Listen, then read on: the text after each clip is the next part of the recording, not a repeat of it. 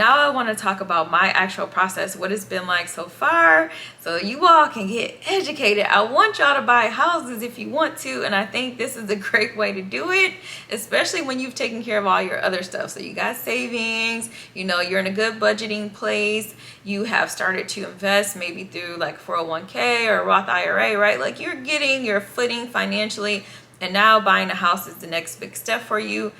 I want to make that process easier because I'm going to be honest, this has been kind of complex, and that's even for me as a person who has been through the house buying process before. It's not so simple. So let me just talk about it instead of rambling. Okay, so the process with NACA is a series of workshops and like meeting with your counselor to get qualified and all these other things.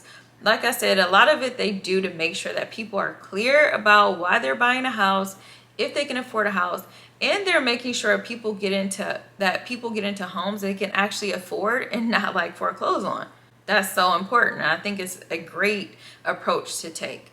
So the very first thing you'll have to do is a workshop. You can go right on their website and get the workshop, the initial intake workshop scheduled.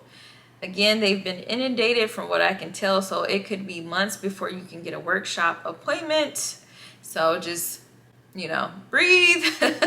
If you're trying to buy a house like within the next couple months, this is probably not going to be the route because you will need to do the workshop first. And from what I can tell, everything has been taking a few months to get the appointments that I need.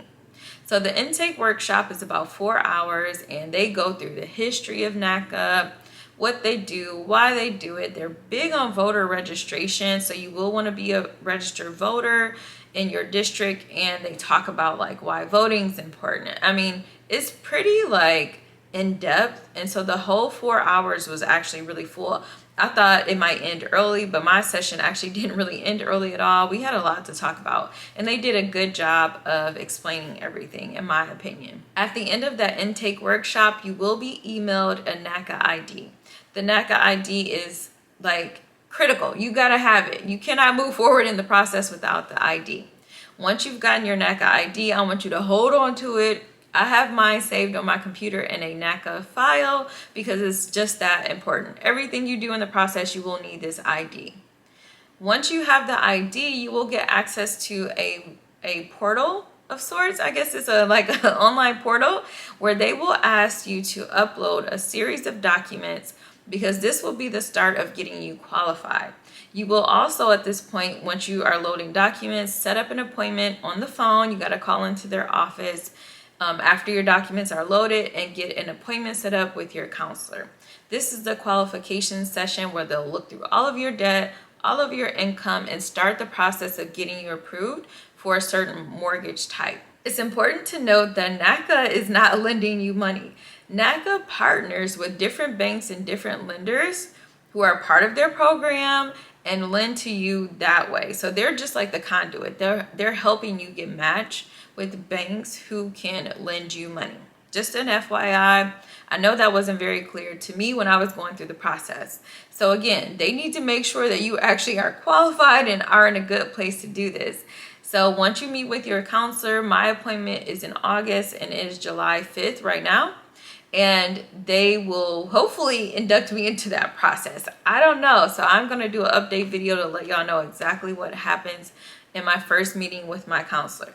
But back to the portal that I talked about earlier, I'm going to tell you the basic things, at least the very minimal things that you need to upload to their portal so that you can meet with your counselor. Okay, the first thing is you will need 30 days worth of pay stubs. And if you're self-employed, you will need 12 months of bank statements, okay?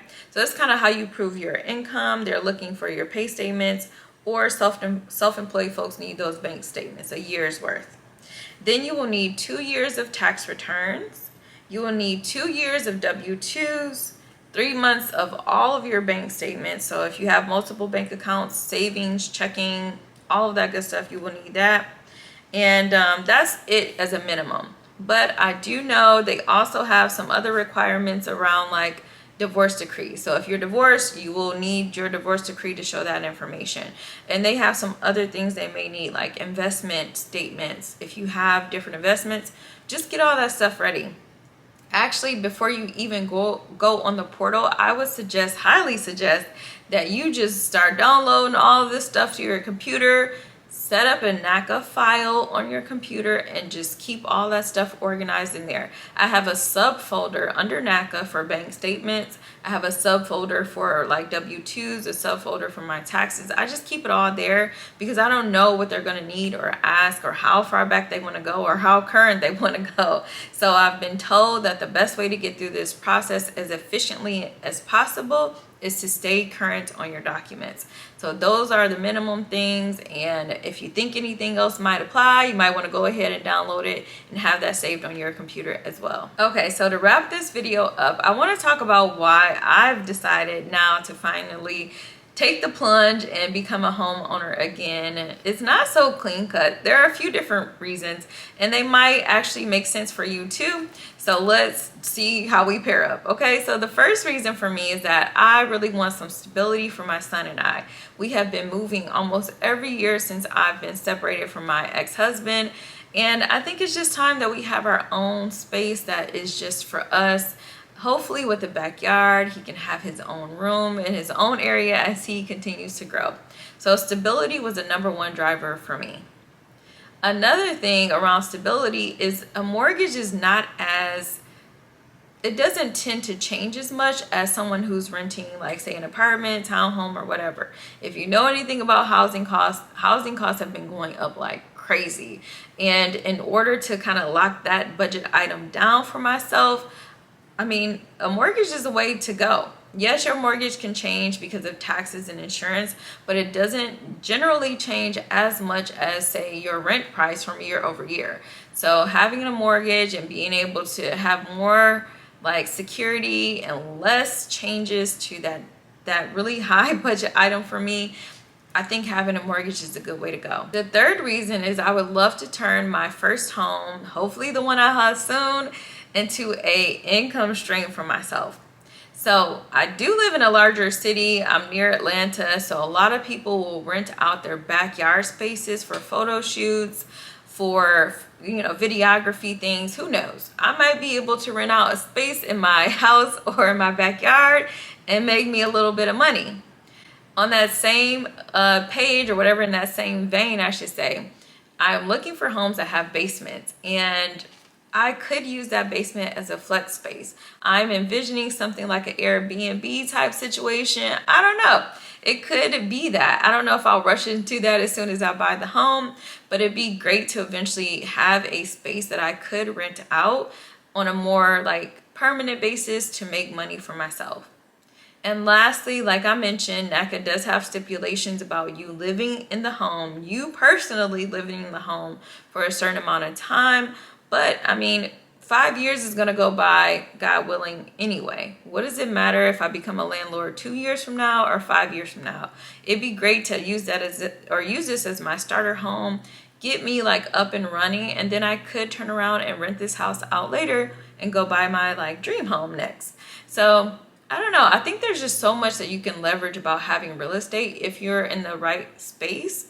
And I think I'm finally at that place where I am in the right space to do just that. Okay, so that's it for my video. I know I talked a lot, so if you have questions, please, hit me up in the comments. I'm happy to talk about this particular route. There are tons of other mortgage products. Nobody's paying me to talk about this particular one, but y'all know I'm always trying to share information with my single mamas. And I know sometimes we have some additional challenges that other groups of people don't have. And so I want y'all to be clued in on all the good stuff out there that could help us. I mean, there are down payment programs, all kind of stuff.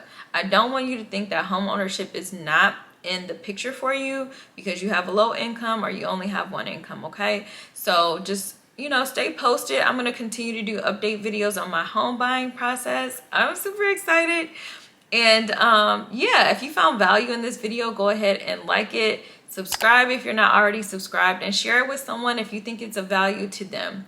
So it's Danielle with Single Mom Money signing off, guys. It's been a pleasure chatting with y'all as always, and go be great. All right, take care of yourselves, and besitos.